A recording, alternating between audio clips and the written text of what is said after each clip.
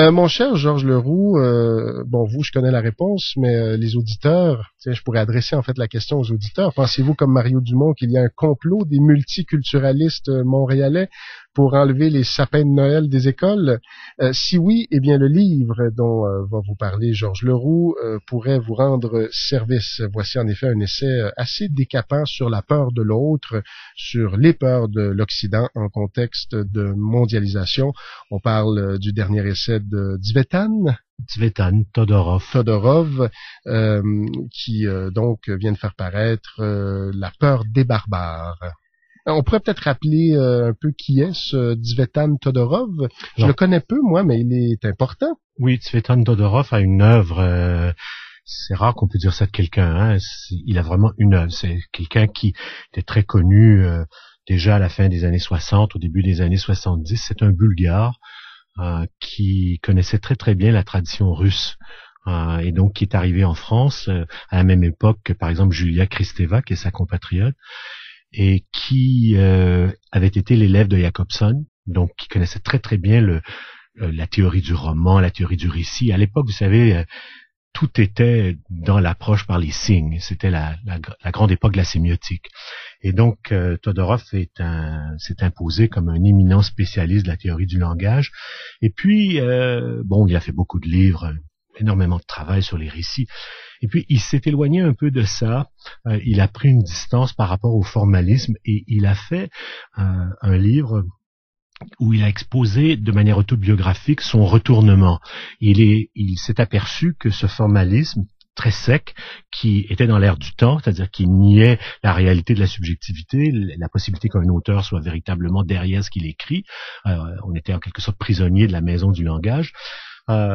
Il s'est donc repris en adoptant une posture qui, depuis, est la sienne, c'est-à-dire celle d'un humaniste. C'est-à-dire, il a redonné toutes ses lettres de noblesse, non seulement à l'idée d'auteur, il a écrit sur plusieurs écrivains, de peintres, il a fait des livres absolument admirables sur la peinture hollandaise et la domesticité.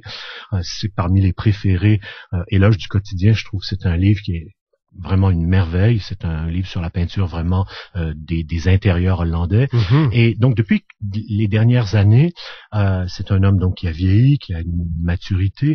Il s'intéresse de plus en plus à cette idée donc de la crise de la culture occidentale. Et le livre qu'il nous amène aujourd'hui, La peur des barbares, c'est un livre qui porte sur ça. Maintenant, qui sont les barbares? Alors, évidemment, les barbares sont toujours ceux qu'on a en face de nous. C'est-à-dire, c'est pas c'est l'autre, finalement, ça aurait pu s'intituler La peur de l'autre. C'est pas nous-mêmes. Et donc, il faut les définir. Et pour Todorov, qui observe très finement la situation européenne, il voit bien que la peur des barbares, c'est une peur qui s'alimente d'un grand imaginaire. Alors, lui, il voit 3 groupes de pays dans le moment. Et c'est comme ça que son livre... commence. D'abord, il y a les pays de l'appétit, c'est-à-dire les pays qui réclament leur place au banquet des riches et qui ont de bonnes chances de nous en déloger et d'y prendre leur place. Alors, la Chine, l'Inde, le Brésil, la Russie. Bref, des pays qui sont peut-être moins souffrants que d'autres, mais qui nous déplacent et qui nous font peur un peu, mais qu'on n'a pas tendance à regarder trop comme des barbares. Enfin, on pourrait peut-être faire une petite exception pour certaines choses russes, mais pour le reste, non. Alors, à côté d'eux, il y a les pays du ressentiment. Alors, évidemment, c'est ceux-là qui nous font peur un peu, peut-être plus même, ce sont les pays musulmans, qui sont animés par, il fait une analyse que je partage d'ailleurs, par un sentiment d'humiliation. D'abord, depuis la chute du califat, c'est-à-dire la fin de la Première Guerre mondiale, il y a une perte du sentiment identitaire dans ces pays-là. Il y a un renoncement à l'idée que ces pays-là vont s'unifier, comme on le leur avait promis, hein, les accords Sykes-Picot. Et donc, c'est une longue histoire qui se développe jusqu'au 11 septembre et qui fait que dans ces pays, dans le moment, il y a du ressentiment. Il y a un vif sentiment d'humiliation. Enfin, le 3e groupe, c'est le nôtre. C'est les pays qui ont peur. C'est-à-dire qui ont des privilèges, des acquis, de la richesse, de la prospérité. Enfin, moins depuis quelques jours, là. Mais quand même, qui ont tout ce qu'il faut pour survivre et qui tout d'un coup voient arriver ces gens qui sont en colère et qui se demandent, mais...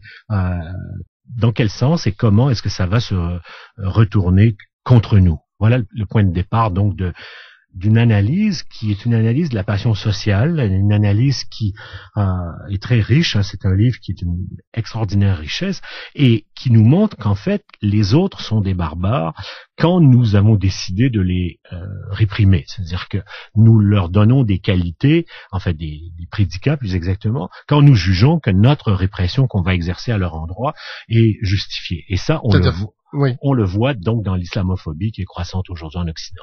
En fait, c'est la civilisation, ou celle qui se prétend civilisation, qui s'oppose à cette barbarie, ou ce qu'elle prétend être une barbarie. Finalement, c'est la civilisation qui affronte la barbarie. C'est-à-dire que ce conflit de la civilisation et de la barbarie, c'est un des grands mérites de ce livre. C'est de nous inviter à penser les concepts de civilisation et de barbarie toujours au singulier, jamais au pluriel. Ça veut dire quoi? Ça veut dire que la civilisation, c'est une caractéristique morale qui peut être à plusieurs degrés dans diverses cultures. La barbarie, c'est la même chose. Il n'y a pas les barbares et les civilisations, comme la civilisation occidentale de l'autre côté. La civilisation, en fait, est ce qui se détache de la barbarie. C'est une idée qui est très ancienne. Todorov connaît bien l'histoire. Vous savez, le mot barbare nous vient des Grecs. Barbare, ça veut dire ceux qui ne peuvent pas dire baba en grec. Donc ils sont bredouillants. Ils ne peuvent même pas amorcer 2 syllabes grecques. Alors Hérodote, Platon se sont moqués des barbares. Ils les ont décrits comme transgressant les lois les plus fondamentales de l'humanité. Par exemple, ils sont incestueux. Ils ne connaissent pas la pudeur. Ils sont animaux, ils vivent en tribus isolées, mais surtout ils sont violents. C'est-à-dire que le barbare par essence, c'est le go et le visigoth. C'est-à-dire celui que dans nos manuels scolaires, on voit arriver les longs cheveux, les selles de cuir et qui défonce et il va faire des choses terribles. Et donc c'est effectivement... Il est violent par définition. Il est violent par définition, il va massacrer. Et la définition en fait... Et voilà pourquoi on a peur. Voilà pourquoi on a peur, exactement. Et la définition donc de ce barbare, Todorov la propose, c'est la négation de l'humanité. C'est-à-dire que le barbare, c'est celui chez qui on voit un refus, si vous voulez, de l'humanité de l'autre. Ce n'est pas le sauvage. Parce que le sauvage, c'est l'Indien, l'autochtone, tel qu'on l'a trouvé et qu'on respecte dans sa sauvagerie. Il va évoluer vers nous, mais il n'est pas engagé dans un processus de négation de nous. La barbarie, le barbare, c'est celui donc qui est en face de nous. Alors, pour Todorov, la civilisation, c'est donc évidemment le contraire de la barbarie, c'est sûr, mais c'est quelque chose qui est unique, c'est quelque chose qui est moral, c'est quelque chose qui peut émerger à divers degrés dans la culture. C'est quelque chose qui va vers l'universalité. Il cite Montesquieu, j'aime beaucoup ça, j'aime toujours lire Montesquieu.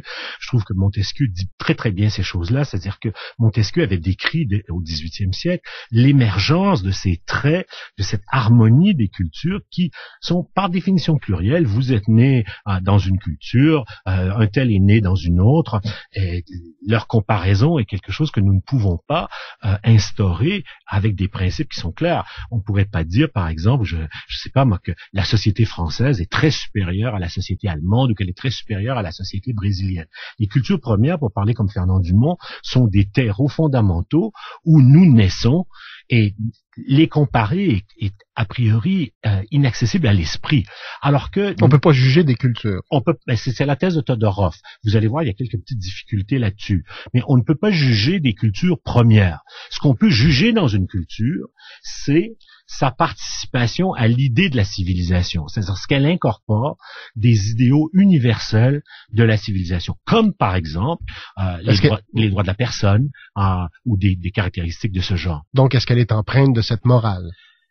Oui, est-ce qu'elle accepte, disons, le cheminement universel vers l'expérience morale, effectivement. Oui, c'est une bonne façon de dire les choses. De ce point de vue-là, on pourrait dire que Todorov est très très proche, c'est une famille d'esprit, sincèrement, c'est la même famille que Charles Taylor, c'est la même famille qu'Axel Honneth, c'est la même famille que tous les penseurs qui valorisent la pluralité des cultures. On ne peut pas penser à réduire les cultures. Les cultures sont plurielles par essence, elles doivent le demeurer, mais au sein de chacune, la civilisation peut croître. Vous voyez, c'est un peu ça. Ok, donc comment il faut comprendre la civilisation, là, pour résumer? Eh bien, la civilisation, c'est le détachement qu'opère une culture de la barbarie, c'est-à-dire c'est la reconnaissance donc de la pleine humanité de tous les autres. Et d'ailleurs, la première caractéristique que va lui donner Todorov, et qui me semble admirable dans son livre, c'est le respect de la pluralité en son sein. Une culture qui est civilisée, c'est une culture qui accepte à l'intérieur d'elle, en quelque sorte en cohabitation avec son identité fondamentale, la pluralité. Vous vous êtes moqué un peu de la déclaration de Mario Dumont. Vous avez raison, je partage un peu c'est un peu une détresse que j'ai en entendant Mario Dumont se moquer donc de la pluralité. On sent chez lui cette peur de l'autre. Eh bien, cette peur de l'autre, a priori, elle ne peut pas nourrir la civilisation en nous. Car la civilisation en nous, c'est ce qui accepte la croissance de cette pluralité et qui va faire concourir la pluralité, donc, à notre évolution vers la diversité et la civilisation. Vous savez, il y a une chose très très intéressante dans ce livre. Bon, je l'ai dit, c'est un usage un peu singulier du mot civilisation, parce que vous et moi, nous sommes habitués à dire les civilisations, l'histoire des civilisations, la civilisation byzantine, la civilisation médiévale et tout. Bon, cet usage-là, sans être faux, pour Todorov, nous égare, parce qu'il ouvre la porte à une thèse qu'il veut réfuter absolument, c'est la thèse du choc et de la guerre des civilisations. Il le dit très très simplement. Les civilisations ne peuvent pas se faire la guerre. Les guerres se font entre interlocuteurs ou ennemis politiques, économiques. Les civilisations, elles, ou les cultures, encore une fois, qui produisent de l'universel civilisé, car toutes en produisent à divers degrés, les civilisations ne peuvent pas se faire la guerre en tant que telles. Et ça, je trouve que c'est très très intéressant. C'est quelque chose qui est neuf dans son livre, une culture qui favorise la distance, la réflexion, le détachement, par définition, va favoriser la liberté. Et en favorisant la liberté, elle va approfondir l'héritage, appelons-le civilisationnel, depuis le début de la civilisation. Mais ça commence bien avant les Grecs, hein, dans les toutes premières sociétés. Et ça nous amène à quelque chose qui, chez Todorov, est très beau aussi, c'est que les civilisations, la civilisation donc et les cultures, eh bien, ce n'est pas et ce ne peut pas être uniquement les œuvres. On va dire les civilisations, c'est les cathédrales gothiques. On va dire la civilisation européenne, c'est Bach, Mozart, Goethe, et ainsi de suite. Pour lui, ça, c'est quelque chose qui, bon, est sans doute inévitable. On voit les œuvres d'abord dans une culture, et le degré de civilisation de cette culture se marque à la qualité, à la quantité des œuvres que la culture fournit à la civilisation. Exemple, la contribution française ou allemande. C'est ce qu'il y a de plus spectaculaire. Oui, bien sûr que c'est ce qu'il y a de plus spectaculaire, parce que c'est à la fois ce qu'il y a de plus accessible et ce qui se diffuse le plus. Mais c'est pas suffisant pour lui, ça c'est intéressant. Non, c'est pas du tout suffisant pour lui, parce que pour lui, ce qui compte, c'est ce que ces œuvres vont donner à une culture donnée, à une culture particulière, chaque fois particulière, pour intégrer et approfondir en elle-même, donc, cet ancrage dans le réflexe civilisé, c'est-à-dire ne pas être barbare. Et donc, c'est évident que on ne peut, c'est sa conclusion, enfin pour la première partie de son livre, on ne peut juger que la barbarie. C'est-à-dire que quand vous voyez de la barbarie chez votre interlocuteur, vous dites, ben ça c'est pas civilisé. Mais vous ne pouvez pas dire cette culture est barbare ou cette culture est uniquement de la barbarie, car toutes les cultures, évidemment, sont... Vous savez, ce qui a produit le nazisme, c'est une réflexion qu'on fait toujours, c'est Bach, Mozart, Schubert, c'est-à-dire c'est la culture allemande. Personne ne va dire Schubert est la raison du nazisme, ce serait une aberration. Mais on ne peut pas s'enlever de la tête que c'est une culture particulière qui a néanmoins accepté ce glissement vers la barbarie, qui a donc en quelque sorte régressé à un état terrible. Et cette distinction donc trouve dans ce genre d'exemple une sorte de légitimité. Donc, conclusion de la première partie, on ne peut pas juger la barbarie. En fait, on ne peut juger que la barbarie et jamais les cultures. Jamais les cultures. Maintenant, il y a combien de parties comme ça? Il y en a 3-4. Mais il y en a une qui m'intéresse moins, c'est celle qui concerne l'identité européenne. En fait, quand on arrive à la partie suivante, sur les identités collectives, son questionnement devient évidemment tout à fait logique. Il se demande si on ne peut pas juger les cultures, on doit donc accepter, compte tenu de leur évolution, de leur transformation historique, etc., qu'elles sont toujours mélangées en transformation, hein, c'est-à-dire métissées au sens où vous l'avez dit il y a juste un instant. L'essentialisme pour une culture, c'est l'illusion la pire. L'illusion la pire, c'est de dire que, par exemple, l'Occident, c'est la liberté, ou l'islam, c'est la soumission et la domination, ou le judaïsme, c'est la loi, et ainsi de suite. Non, ces choses-là, il faut s'abstenir absolument de les faire, et il montre, par exemple, il y a un passage absolument délicieux de son livre sur un missionnaire dominicain qui accompagnait les conquérants espagnols, le dominicain Diego Durán, qui se disait, il faut que je leur passe le christianisme. Et il était très très certain, en quelque sorte, de la vérité du christianisme et de la domination de la culture européenne de l'époque. Et pour le faire, il va falloir étudier la culture de l'autre, étudier la culture de ces autochtones et de ces Amérindiens. En l'étudiant, il va s'apercevoir, comme le grand Las Casas l'avait fait aussi, que les Amérindiens ont une culture, entre guillemets, aussi parfaite dans sa cohérence, dans sa rigueur, dans sa légitimité, que la culture européenne, et qu'elle n'a pas, par ailleurs, le réflexe meurtrier et conquérant que les Espagnols manifestent à l'époque. Las Casas et Diego Durán sont des icônes, comme vous savez, de l'autochtonie amérindienne. Pourquoi? Parce que ce sont des héros qui ont mis en quelque sorte en position instable le point de vue du conquérant.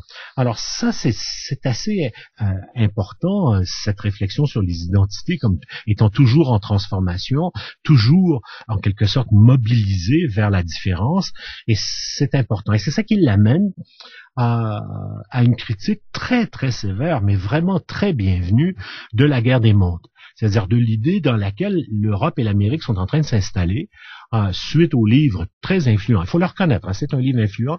D'ailleurs, je le reconnais moi-même parce que je vois que ce livre, le livre de Samuel Huntington, Le choc des civilisations, intervient dans, je dirais, 7/8 des livres qui s'intéressent aujourd'hui aux questions de culture et de mondialisation. On en parlait il y a quelques semaines. On en parlait il y a quelques semaines. Il est partout, ce livre. Sauf que Todorov pense... Donc, lui critique cette thèse de Huntington. Ah, complètement. Pour lui, les explications culturelles ou religieuses des conflits sont toujours suspectes. C'est-à-dire, elles servent l'intérêt de ceux qui les promeuvent. Ces théories servent des intérêts toujours donc particuliers parce qu'elles ont recours à des stéréotypes du genre orientaliste, l'islam est inférieur, les gens qui sont islamiques ont pas de raison, ils sont irrationnels par essence, et ainsi de suite. Alors que, dit Todorov, et le chapitre de son livre qui est consacré à ça est remarquable parce qu'il repasse presque tous les exemples récents, il nous montre que ce qui serait important, au contraire, c'est d'analyser comment nous avons placé nous-mêmes ces interlocuteurs qui sont nos frères dans une situation de ressentiment. Nous passons notre temps à les humilier. Alors, par exemple, la crise des caricatures. Vous vous rappelez les caricatures du prophète Mahomet, le journal danois. Eh bien, Todorov représente une voix tout à fait unique dans ce débat-là, puisqu'il nous dit que c'était pas judicieux de les publier. Il pense même que les gens qui invoquent la liberté d'expression pour défendre la publication des caricatures se placent explicitement dans une situation de provocation et condamnent les autres en disant « Ah, vous n'êtes pas pour ça, donc vous êtes dans une position de censure ». Pour lui, non mais c'est vrai, on est tous prisonniers. Ou vous n'êtes pas assez ouvert d'esprit. Oui, exactement. Ce qui nous renvoie encore à la critique et au jugement. Et qui nous renvoie à la critique. Alors moi, je vous invite à lire très sérieusement ce chapitre-là, en particulier non seulement la partie sur les caricatures, mais la partie sur Theo Van Gogh et Irsan Ali. Vous savez, cette jeune Somalienne qui vit maintenant en exil aux États-Unis et qui a dénoncé la soumission des femmes en islam. Bon. Todorov prend une distance un peu surprenante. Moi, j'ai tendance à la soutenir, Ali. Todorov dit, soyons prudents, c'est jamais en utilisant des options qu'on pourrait appeler frontales, c'est-à-dire des options de confrontation, qu'on va obtenir un résultat éclairé dans une situation où nous devons évoluer ensemble. je sais pas très bien quoi penser de ça, faut que je sois franc, mais je tiens à dire sa position. Sa position, ce que Irsan Ali et même Theo Van Gogh et d'autres, et les caricatures danoises, c'est trop frontal. Il l'écrit, la stigmatisation n'est jamais une bonne pédagogie. Bon. Nous appartenons de l'autre côté. Nous sommes du côté de Charlie Hebdo, Libération. Nous aurions sans doute publié les caricatures. Je vous demande pas ce que vous pensez, mais sans doute est-ce que moi je les aurais publiées. J'ai écrit d'ailleurs sur ça et j'étais plutôt en soutien. Quand j'entends Todorov, qui est quelqu'un que je respecte, dire je suis pas toujours partisan de ce qu'il appelle righteous indignation, c'est-à-dire l'indignation vertueuse, l'indignation bien pensante. Sincèrement, il me donne à réfléchir. Dit autrement, il m'incite à la précaution. Est-ce qu'on est, oui ou non, dans une situation de dialogue avec une culture qu'il est tout dans notre intérêt de traiter de barbare, d'accord? Et quand nous publions ces caricatures et que nous provoquons la barbarie, c'est-à-dire les incendies de l'ambassade du Danemark et des choses comme ça, eh bien, nous disons, voilà ce qu'ils sont, ils le montrent, ils viennent de nous le démontrer. Mais nous nous sommes mis dans une situation où nous les avons en quelque sorte conduits à faire ça. Alors, ce très beau livre, donc, a une mission. Il est inspiré, je dirais, par l'idée d'une tâche spécifique pour la culture européenne, à savoir de profiter de son identité plurielle, qui est réelle aujourd'hui. Parce que l'Europe, vous savez, se modifie beaucoup. Chaque jour, les capitales se modifient par la pluralité pour lutter contre l'intolérance. Il y a des conséquences politiques immédiates. Todorov pense, par exemple, c'est un message peut-être pour ses amis américains, que les troupes en Irak et en Afghanistan, ça nous concerne Canadiens, devraient absolument être retirées, que les prisons illégales et les camps de torture, évidemment, devraient être fermés, et que un État palestinien qui est le détonateur de toutes ces crises-là, un État palestinien viable, que si Obama peut faire quelque chose, tant mieux. Enfin, dernière recommandation qui nous ramène au début de votre propos, promouvoir une culture de pluralité et d'ouverture. C'est-à-dire promouvoir pas une culture moraliste adressée aux autres, pas une culture des sapins de Noël qu'il faut à tout prix, vous comprenez, préserver. Bien sûr qu'on va les préserver, les sapins de Noël, mais on va les préserver d'autant plus, d'accord, qu'on stigmatise pas l'autre. Et de ce point de vue-là, je crois que Todorov contribue à ce qu'on pourrait appeler une véritable éducation à la civilisation. C'est un livre vraiment important. Et puis je tiens à dire une chose, c'est qu'il est écrit avec une clarté exemplaire. Donc c'est un très très bel essai. La peur des barbares de Tzvetan Todorov chez Robert Laffont. Merci Georges Leroux, philosophe, pour ce très beau compte-rendu. Merci à vous.